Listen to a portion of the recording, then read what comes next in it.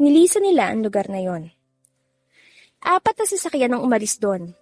Si Amihan ay may sariling sasakyan. Sumama kay Ami si Malena para makalayo daw sa ina kahit sandali.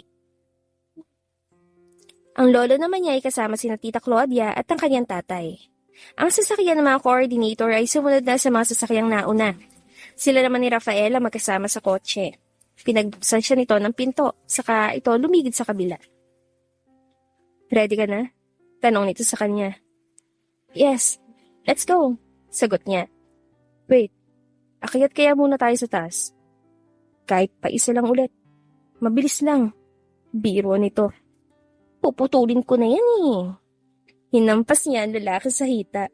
"Oops, wag dyan. Baka madali mo si kababayan." Tatawa-tawa nitong sabi sa kanya. "Alam mo, mag-drive ka na at baka malate tayo." Utos niya. Sila ang huling umalis ng bahay. Pupunta sila sa hotel kung saan magaganap ang kanilang engagement party. Kung pwede nga lang walang ganito dahil hindi naman siya maluhong klase ng tao. Binabaybay nila ang kahabaan ng highway nang mahagip ng mata niya si Clarice. May kasamang ibang lalaki. Mukhang DOM.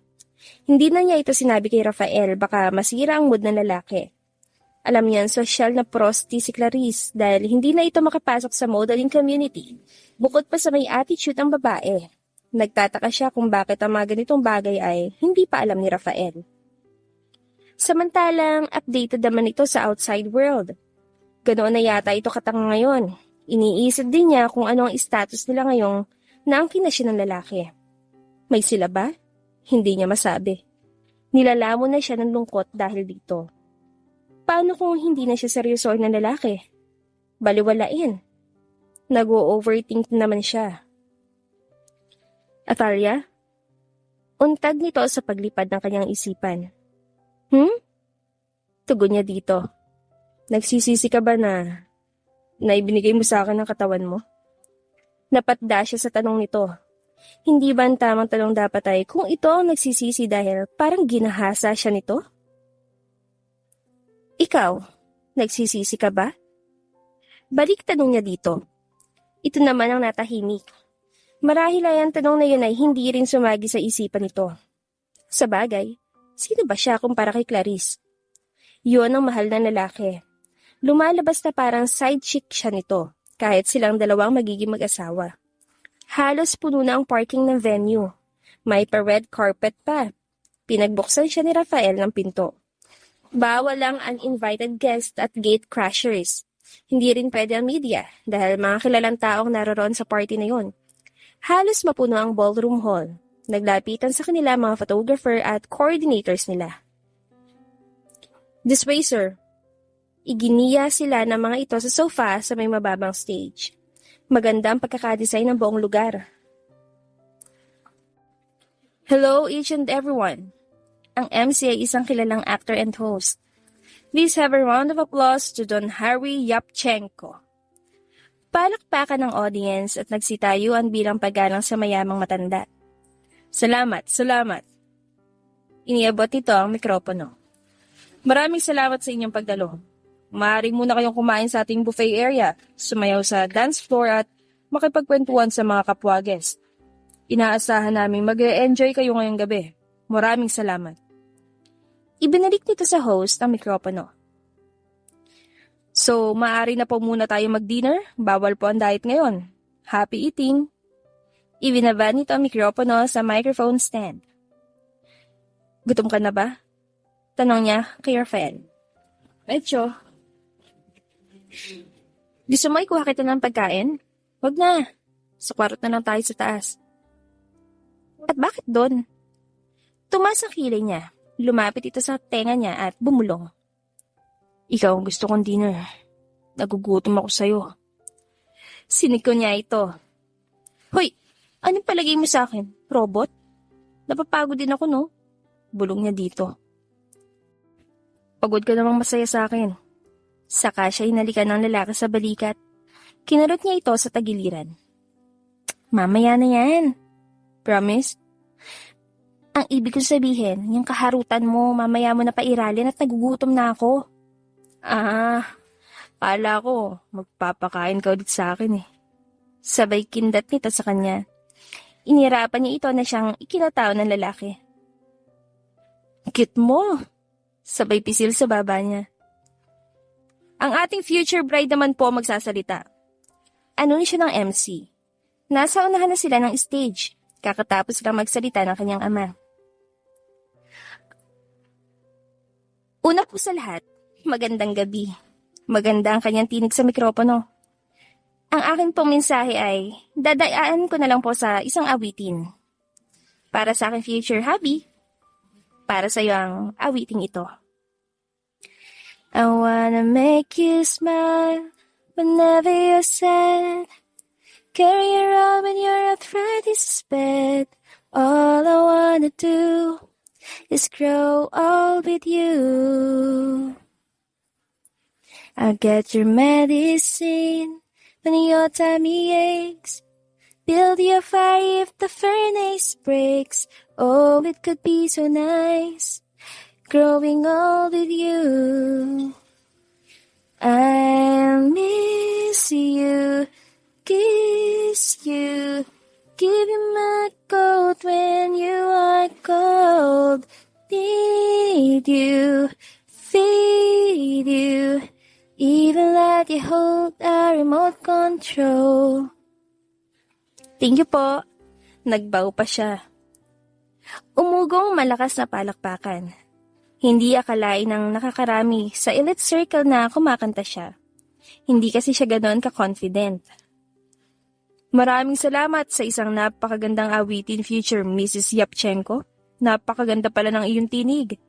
Lahat dito ay nagulat at nabigani. Bakit pala hindi ka nag-singer na lang? Tanong ng host. Baka hindi ako magiging Mrs. Yapchenko ngayon. Naniniwala kasi ako na ang path na tatahakin natin ay si Lord ang nagbibigay ng way. Pero ikaw mamimili ng daan. Baka kasi pag nasa showbiz ako, madaming pumilang manliligaw sa akin like Jungkook, Park Seo-joon, mga ganyan. Kaya buti na lang, ordinaryong tao lang ako. Kaya kay Rapel ako mapupunta. Umiral ang pagiging witty niya. Tawanan ng buong audience, sinabi niya. Bale, titingnan natin kung anong pambawi ni Mr. Yapchenko ngayon. Parang nasa audition tuloy tayo ng Pinoy Big Brother. Masayang sabi ng host. Mr. Yapchenko, ikaw, papayag ka bang matatalo ka ng magiging asawa mo? Kung wrestling sa kama, okay na, matalo ako, di ba guys? Minsan, masarap maging under. Saka itinaas niya ang kamay na parang ipinapakita kung nasan sila kapag sexy time na. Lalo nagkagulo ang buong audience sa hirit niyang yon. Kakanta ka rin ba? Kapag kumanta ako, baka mag-uwian ng lahat, so sasayaw na lang ako. Tawang-tawa siya sa kalokohan ni Rafael. Hindi niya akalaing ganun pala ito kapag nasa mood makipagbiruan. Let's give a round of applause kay contestant number 2. Masayang hirit ng MC. Tumugtog ang musika, sumayaw talaga ito. Pero para mapasayang audience, nagkunwari itong hindi marunong. Hindi magandamayaw ang palakpakan at hiyawan bago nagvawang lalaki. Thank you, Rafael, at wish namin na hindi makuha ng anak mong iyong talent. Kantyaw ng MC. Sobrang galing mong sumayaw. Naiyang maging street boy si Vong at Jong. Gusto nilang mag-resign. Lalo nagtawanan ng mga ito. Any final words, Mr. Yapchenko? Gusto ko lang sabihin sa iyong lahat na masaya ako na nakarating kayo ngayong araw. Maraming salamat. Sana, hindi niyo ako itakwil. Lalo nang nagkagulo ang crowd. Kanya-kanya silang kantsaw ng kiss. Pinagbigyan naman nila ito. Nagkaroon doon ng mga photo op, saka nga gift giving. Very alive mga idinaos nilang engagement party. Kita nila ang saya sa mata ng mga mahal nila sa buhay, lalo na ang saya sa mukha ni Lolo Harry. Nagkaroon ng kaunting sayawan at patrivia. May mga games din na agad nakapagbigay ng interest sa mga guests dahil sa ganda ng mga prizes. Nakita niya nagtatalo na naman si Arvin at Amihan sa isang sulok. Sige na, isa lang naman. Narinig niya sabi ni Rafael sa kaibigan. Joy, anong isang hinihingi mo? Tanong niya nang makalapit sa mga ito. Inaayaw ko siya magsayaw, ayaw niya. Sumbong ni Arvin. Ami, pagbigyan mo na, sabi niya sa kaibigan. Parehong kaliwang paa niyan. Baka maapakan pa ako niyan, no? Tanggi ng kaibigan dito. Hindi, promise, sabi ni Arvin. Nagkataon lang nung nangyari noon pero hindi na yung mauulit. Nakataas pa ang kamay ng lalaki. Pagbigyan mo na, Ami. Para na lang sa akin. Please? Pakiusap niya sa kaibigan. Hay nako, kung ano-ano na naman kasi sasabihin niya sa akin, friend. Parang kinikilabutan ako. Bulong ni Ami sa kanya. Sige na, mamaya na lang natin pag-usapan kung ano man yun. Pakiusap niya sa kaibigan. Sige na nga. Sumama ito kay Arvin sa dance floor. Ano nangyayari? Halos lumipad ang puso niya sa gulat. Ay, animal! Sigaw niya. Diyos ko, ano ka ba naman? Bakit mo ko ginugulat? Parang nakita ko kasi sa Arvin at Ami na nagtatalo. Ayaw makipagsayaw ni Ami kay Arvin. Bakit ganun ang itsura ni Arvin parang haggard? May pinagdadaanan kasi silang crisis ng pamilya. Pinapabalik na siya sa Amerika. Siya naman parang ayaw nang umalis dito dahil kay Ami. Oh, bakit naman dahil kay Ami? Di balikan na lang niya si Ami dito. Bala kasi siyang ipakasal sa ka-merge ng company nila. Hindi na siya makakabalik sa Pilipinas kapag nangyari yon. Ha? Kawawa naman pala siya. Nakasandal siya sa pader, tapos nakatuon ng kamay ni Rafael sa kanyang ulunan. Nakapamulsa naman ang isa nitong kamay. Siya naman ay nakakross ang mga paa at nakalagay ang mga kamay sa likod. Biglang may umulaw sa harapan nila. Ang ganda niyo dyan tingnan. Nakangiting wika ng photographer. Bagay ito sa magazine na gagawin nating biography nyo. Souvenir lang.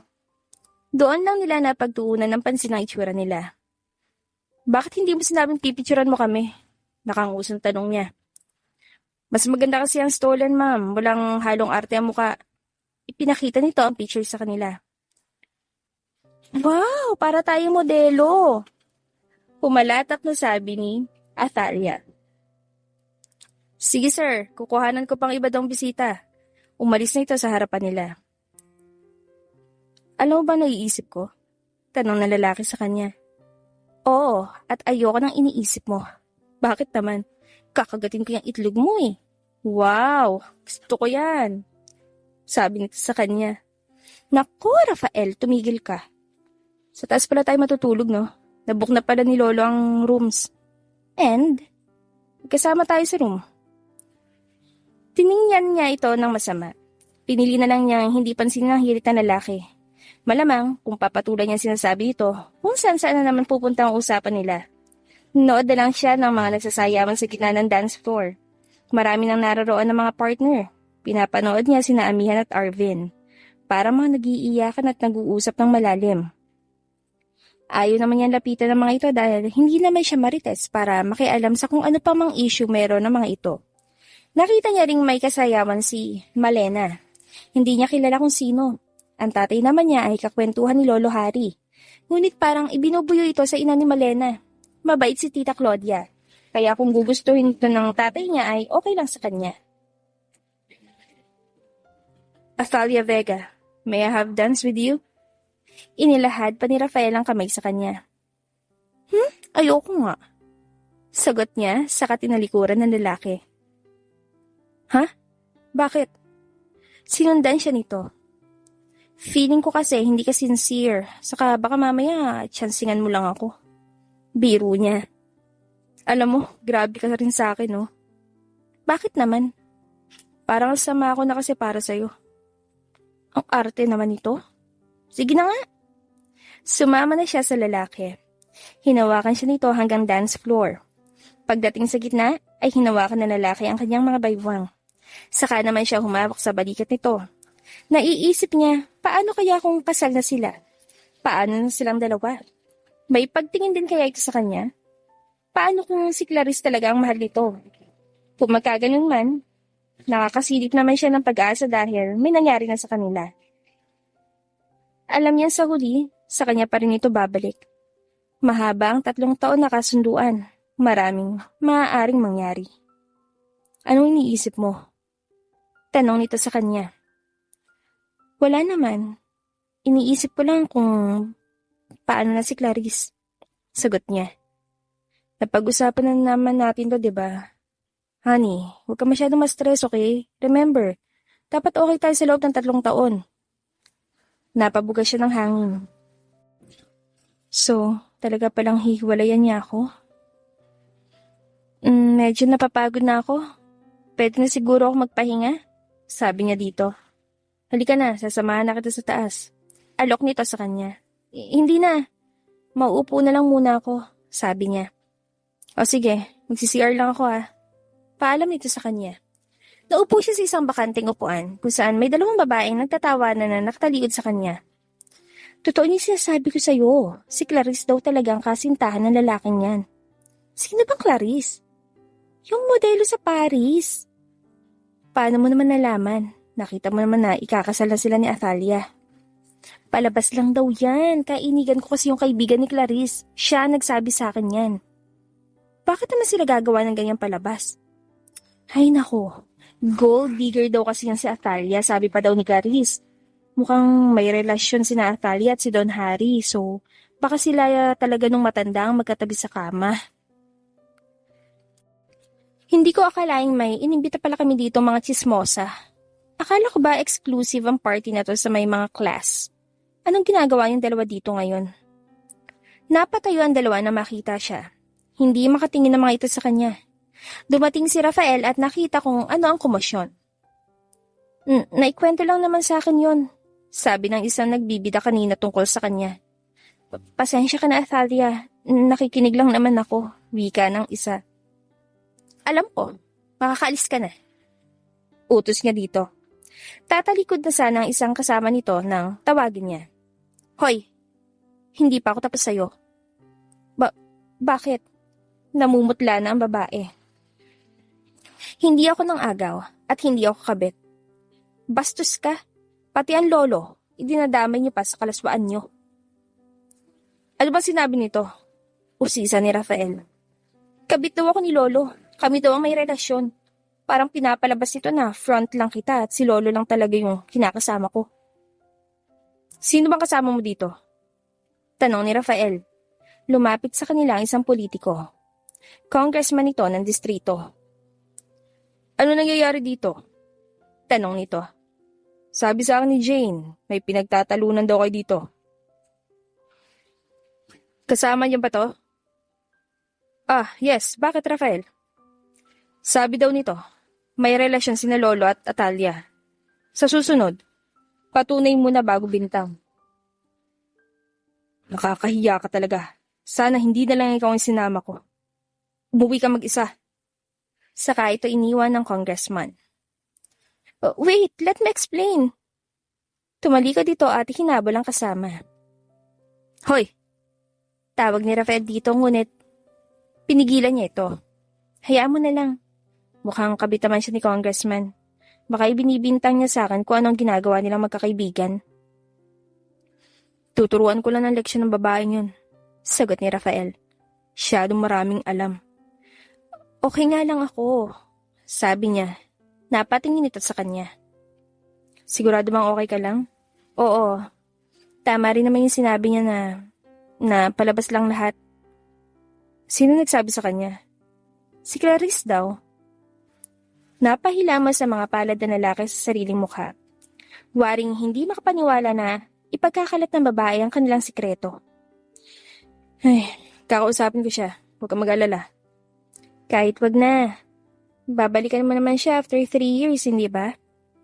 Nalungkot ang boses niya. Wag na muna nating isipin ng 3 taon. Matagal pa naman yun. Halika, doon na muna tayo kina Lolo. Yayain sa lalaki. Makipagkwentuhan na muna tayo sa kanila. Nauna na siyang pumunta sa grupo ng matatanda at masaya nakipag-usap. Kasunod na rin niya si Rafael. Parang hindi nangyari ang komosyon kanina. Uminom siya ng wine. Ano iya? Okay bang party? Tanong ng matanda sa kanya. Naku, opo lolo. Masaya po ang party, na-enjoy ko po. Nakangiti niyang sagot. Nasa dance floor pa ang mga magulang ni Rafael. Ang sweet nila, no? Napansin nata ni Rafael na nakatingin siya sa mga magulang nito. Alam mo bang ipagkakasundo sana si mommy na magulang niya sa iba, ngunit itinanan siya ng daddy ko? Akala ko ba ipinagkasundo lang talaga silang dalawa? After magtanan, saka pa lang sila ipinagkasundo. Nagalit ang magulang ni Mommy pero natanggap nila agad ang daddy. Lalo na at nalaman lang si Lolo pala ang tatay niya. Mayaman na ba sila nun? Mami ko, mayaman talaga. Si daddy naman, tinago talaga ang katauhan niya. Gusto niya kasing mahalin siya ni Mami na hindi sa aspeto ng kayamanan kundi sa aspeto ng puso. Wow, sana all. Ang alak na nainom niya ay medyo sumisipa na sa kanyang utak. Ramdam na niya ang hilo at pag-ikot ng paligid, kaya hindi na siya tumatayo. Dahil ramdam niya na matutumba na siya. Nakaupo na lang siya sa sulok. May mga taong lumalapit at nagpapaalam na sa kanila. Ngunit marami pa rin ang natitirang tao. Ganito mag-party ang mga rich people. Nakasandal na lang siya sa gilid nang marinig niya ang kanyang tatay na inutusan siyang ihatid na sa bahay. Loko talaga si Rafael. Sabi niya nag-book na dito ng room si Lolo. Pinagpaplanuhan pa ata ako dito na masama. Pakihatid mo na lang si Athalia sa bahay, Rafael. Narinig niyang pakisuyo ng kanyang ama. Sa bahay po ba natin o sa kondo niyo na malapit dito? Tanong ng lalaki. Sige, sa kondo na lang. Ito ang susi. Sa mansion kami uwi ngayon. Pakisamahan mo na lang muna. Kung alam lang ng kanyang ama mga ginagawa nila, malamang hindi ito pumayag na ang lalaki ang maghatid sa kanya pa uwi. Ramdam niya ang buhatin siya nito. Hindi na siya nakapagpaalam kina Malena at amihan. Saan kayo pupunta? Boses ito ni Malena. Pinapahatid na to ni Tito sa bahay. Sa kondo ba? Narinig niya ang boses ni Ami. Doon din ako uwi. Magkatabi kami yung unit. Ikaw, Malena, sasama ka ba? Tanong ni Ami kay Malena. Sige, magpapaalam lang ako kay Mama. Hindi na niya narinig pa ang pinag-uusapan nila. Dahil parang nabing na siya. Nakatulog pa ako? Naramdaman na lang niya ang malamig na hangin na nagmumula sa aircon at ang mainit na balat na humahaplos sa kanyang dibdib. Wala akong suot? Bakit hindi ko man lang namalayan na nahubaran na pala ako? Pilit niyang iminulat ang kanyang mga mata.